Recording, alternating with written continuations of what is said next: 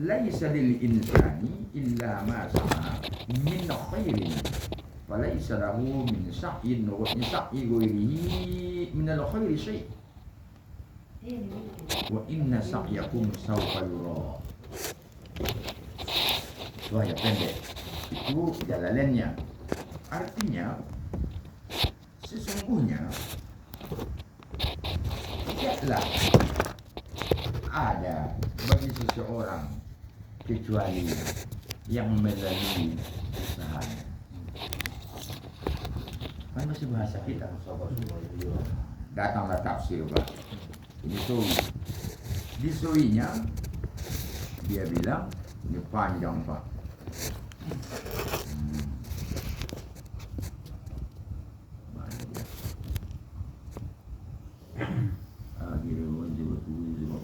Ya, mana bersamaan dengan luka sebelumnya.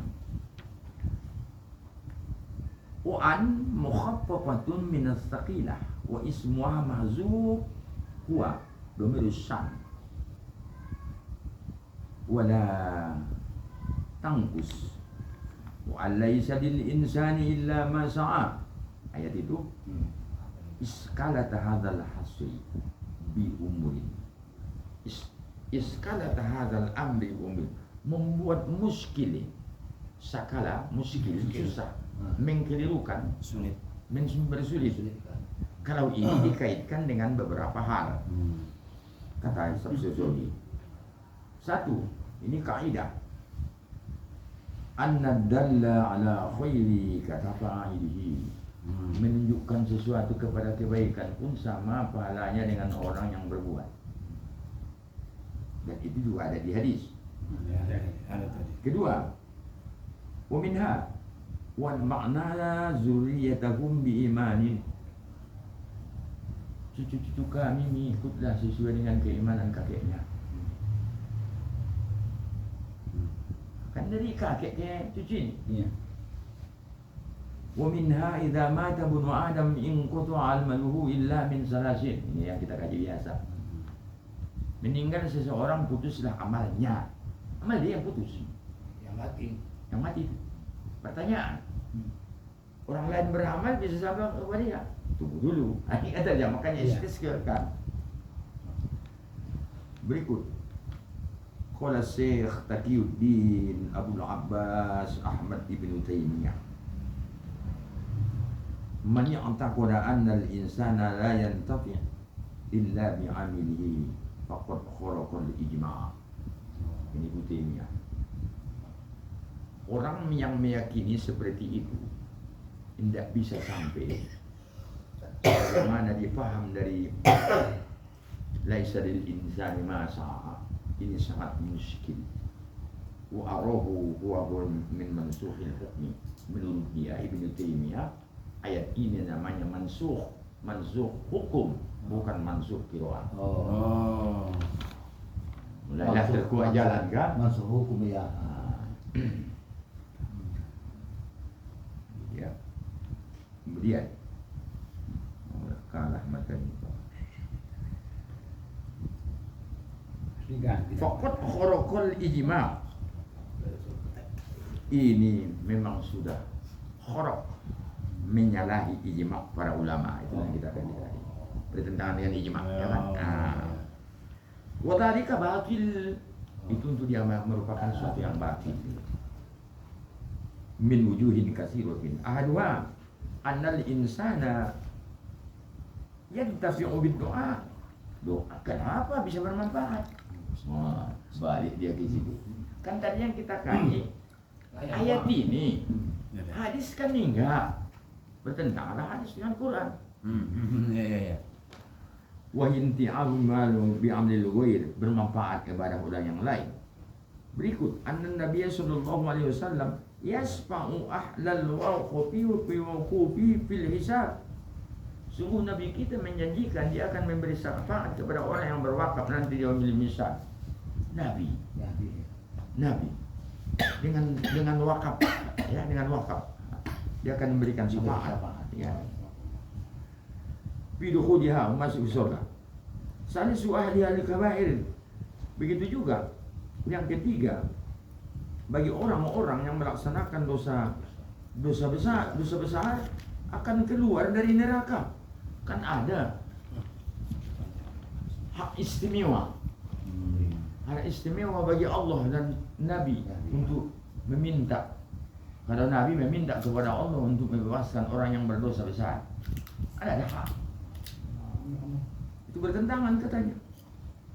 Berikut, annal malaikata ya'uda wa yastaghfiruna liman fil ard. Malaikat aja memohon ampun kepada Allah, kepada orang-orang yang duduk di majelis ilmu, beri rahmat. Masa malaikat yang berbuat enggak sampai kepada yang didoakannya itu? Inilah banyak pertentangan. Jadi secara zahir ayat itu bertentangan dengan hadis. Secara zahir. Makanya dibilang Ibnu Taimiyah ini mansukhul hukmi, hukum yang terkandung di dalamnya dinasahkan oleh hadis. Makanya di dalam ilmu ushul fikih pun hadis itu bisa menafsirkan Quran. Hadis itu bahkan bisa mengkhususkan Quran. Ya, contoh Nabi kita, apa kata Nabi? Sallu kama ra'aitumuni usolli. Ini kan hadis umum. Tapi adanya praktek kata Nabi, kalau kamu takbir angkat dua tanganmu saja jar dua homo. Ini kan saling menafsirkan. Nah, makanya kalau belajar usul fikih ada namanya an-nasul khas, an-nasul am, an-nasul mubayyan, an-nasul mujmal dan lain sebagainya. Jadi yang umum dikhususkan oleh hadis. Yang jelas Quran itu lebih umum dari hadis. Hadis itu lebih khusus dari Quran. Ya, juklak juknis, kira-kira begitu deh ya. Juklaknya Quran, petunjuk pelaksanaan. Tapi juknisnya adalah hadis. Berarti kan yang tak diterangkan dalam Quran, Nabi mengapa menerangkannya kan gitu? Ya. Quran ini cuma perintah sholat yang ada. Enggak ada di Quran. Sujud, kalau kamu sujud aktifkan 7 anggota, mana ada di Quran. Waktu sholat pun di Quran cuma 3, seperti yang dibilang Adi Armando itu. Adi Armando. Iya kan? Betul kan? Iya. Aktifkan sholat Gak ada perintah. Wasakil lail Quran al-Fajr, cuma itu. Dulu Islam. Miring matahari. Tergelincir matahari, miringnya tergelincir. Kalau tergelincir Pak, kita jalan tergelincir terjatuh. Tak perlu jatuh di matahari itu, Pak.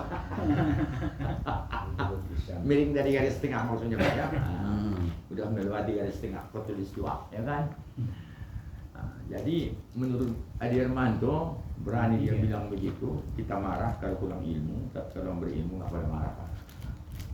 Jadi menurut Quran waktu surat 3, menurut hadis 5 Pak. Waktu yang 5 itu kan. Jadi jangan kita marah dibilang Adi Armando. Memuji-muji ya dia Adi Armando. Dia pun berilmu juga ya. Berilmu Pak. Menguji Ustaz Ajma'i. Marah enggak? Rupanya enggak marah. Sikit kali ilmu kita Pak ya. Salah ini kadang-kadang berpikir saya, beginilah kaitan Quran yang hadis. Sikit kali. Inilah tugas ulama-ulama kita ini. Nah, paten-paten orang. Itu pun gampang kali Pak menyalahkan. Ya, menyalahkan ya kan. Ya Pak ya. Ada satu lagi, satu lagi yang disalah-salahkan. Ulama Quran, ahli tafsir, ketua apa namanya? Ketua Imam Istiqlal. Nazaruddin Umar. Cium kepala siapa namanya? 1000 orangnya. Iya. Paus. Paus. 1000 orang. Memberikan paus. Tapi ilmu kita tahu. Diangkat si Prabowo pula jadi menteri. Iya. Makin bonci lawak ya enggak ya? Profesor Doktor.